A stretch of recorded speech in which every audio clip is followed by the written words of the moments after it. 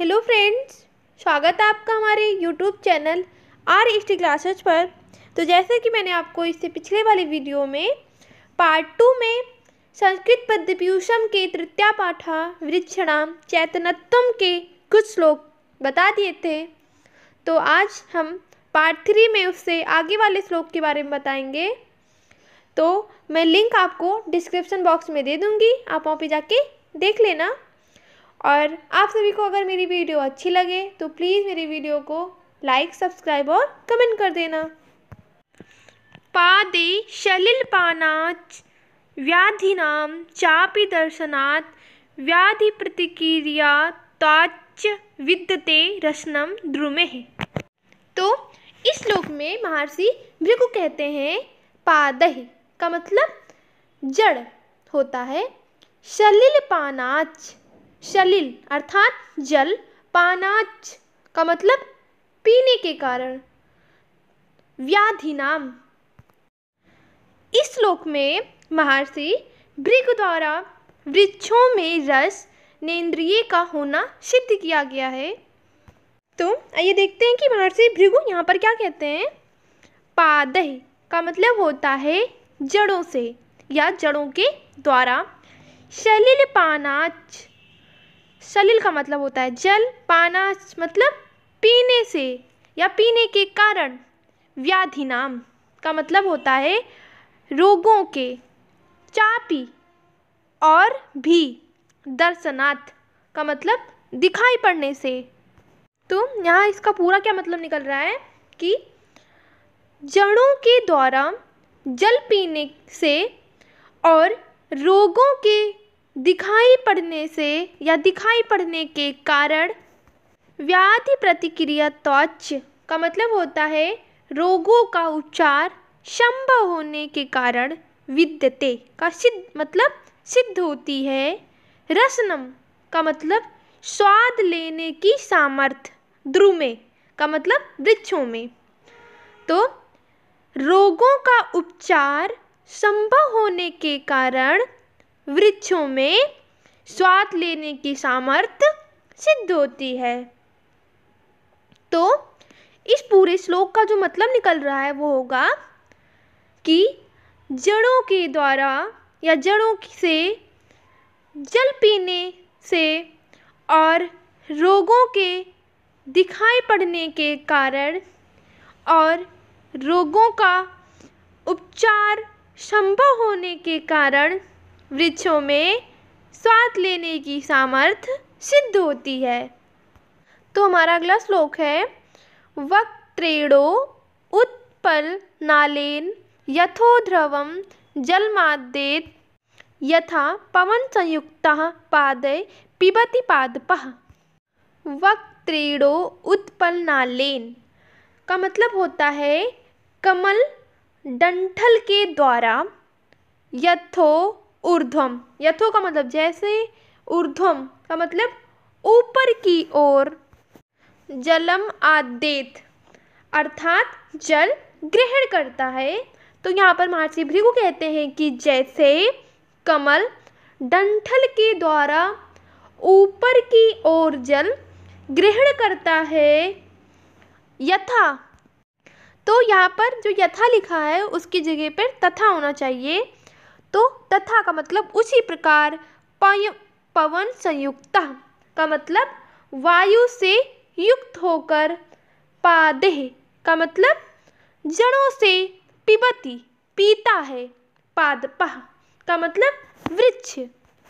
उसी प्रकार वृक्ष वायु से युक्त होकर अपनी जड़ों से पानी पीता है। तो यहाँ पर पूरे श्लोक का जो मतलब निकल रहा है वो क्या होगा। जैसे कमल डंठल के द्वारा ऊपर की ओर जल ग्रहण करता है, उसी प्रकार वृक्ष वायु से युक्त होकर अपनी जड़ों से पानी पीता है।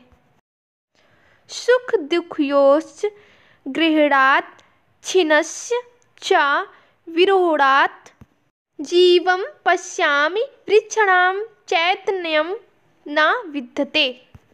सुख दुःखयोश्च का मतलब सुख और दुख का गृह्णात् छिन्नस्य, गृह्णात् का मतलब अनुभव करने के कारण, अर्थात सुख और दुख का अनुभव करने के कारण, छिन्नस्य का मतलब कटे हुए, चा और कटे हुए का मतलब पुनः उगने के कारण, जीवम का मतलब जीवन को, पश्यामि देखता हूँ, वृक्षणाम अर्थात वृक्षों में, चैतन्यम का मतलब चेतना का अभाव, ना का मतलब नहीं, विद्यते का मतलब है। तो इस पूरे श्लोक का मतलब निकल रहा है कि सुख और दुख का अनुभव करने के कारण और कटे हुए वृक्ष के पुनः उगने के कारण मैं वृक्ष में जीवन देखता हूँ, उनमें चेतना का अभाव नहीं है। तेन तज जलम आदत्तम जरियत्य अग्नि मारुतो आहार परिणामश्च स्नेहो वृद्धिश्च जायते। तेन का मतलब उस, तो उस का मतलब है वृक्ष के द्वारा, उस वृक्ष के द्वारा तज जलम आदत्तम, तज जलम का मतलब जल, आदत्तम का मतलब ग्रहण किया जाता है, अर्थात उस वृक्ष के द्वारा जल ग्रहण किया जाता है। जरियत्य का मतलब पचाता है। अग्नि मारुतो, अग्नि का मतलब अग्नि और मारुतो का मतलब हवा को, वो अग्नि और हवा को पचाता है। आहार परिणामाश्च का मतलब होता है भोजन के पच जाने के कारण, स्नेहो का मतलब स्नेह, वृद्धिश्च और वृद्धि, जायते का मतलब उत्पन्न होती है, अर्थात भोजन के पच जाने के कारण उसमें स्नेह उत्पन्न होता है और उसकी वृद्धि होती है। तो एक बार दोबारा हम इस श्लोक को देख ले रहे हैं कि इसका मतलब क्या होगा।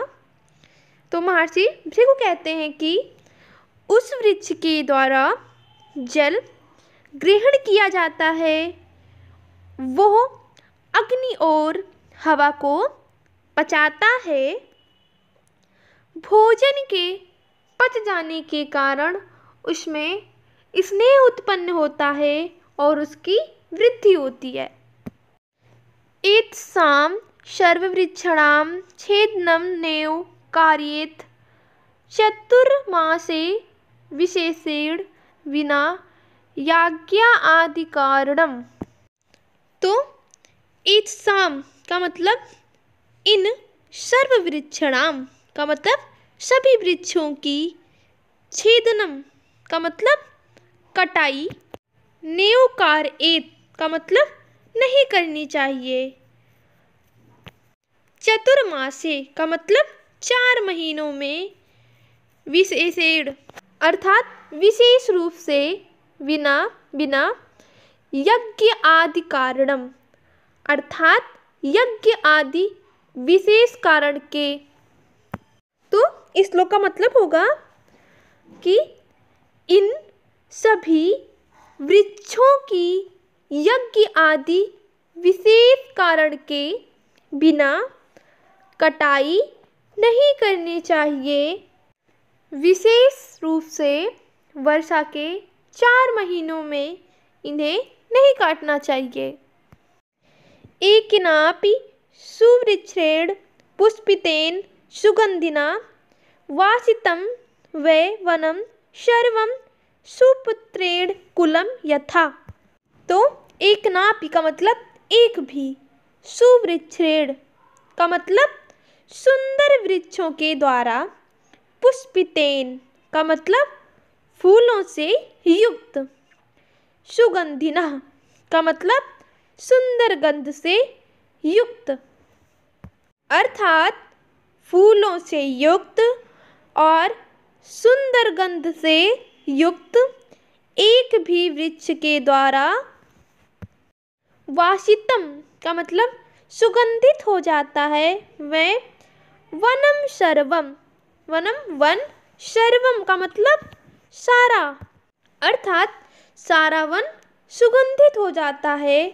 सुपुत्रेण अर्थात अच्छे पुत्र के द्वारा, कुलम का मतलब वंश, प्रतिष्ठित हो जाता है, यथा का मतलब जैसे। अर्थात इस श्लोक का यह अर्थ निकल रहा है कि फूलों से युक्त और सुंदर गंध से युक्त एक भी वृक्ष के द्वारा सारा वन उसी प्रकार से सुगंधित हो जाता है जैसे एक ही सुपुत्र या एक ही अच्छे पुत्र के द्वारा वंश प्रतिष्ठित हो जाता है। अर्थात कहने का ये मतलब है कि जिस प्रकार से एक अच्छा बेटा अपने माँ बाप का नाम रोशन करता है, उसी प्रकार से एक सुंदर वृक्ष अपने सुगंध से सारा वन सुगंधित कर देता है।